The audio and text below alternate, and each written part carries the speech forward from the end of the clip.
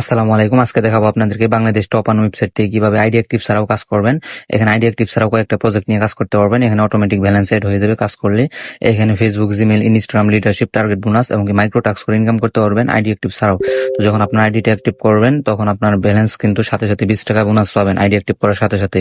তো এখান থেকে আপনার 30 টাকাতে অ্যাকাউন্ট ভেরিফাই করে সাথে সাথে 20 টাকা বোনাস পাবেন এবং এখান থেকে মাইক্রো টাস্ক করে ইনকাম করতে পারবেন। তো এখানে অ্যাকাউন্ট অ্যাক্টিভ কিভাবে করবেন তো সম্পূর্ণ ভিডিওটি দেখে নেন। অ্যাকাউন্ট অ্যাক্টিভে ক্লিক করবেন। ক্লিক করার পরে এখানে অ্যাকাউন্ট অ্যাক্টিভ নাও এখানে ক্লিক করবেন। এখানে দেখেন বিকাশ নগদ, আপনি যেটার মাধ্যমে অ্যাক্টিভ করবেন ওটা সিলেক্ট করে নেবেন।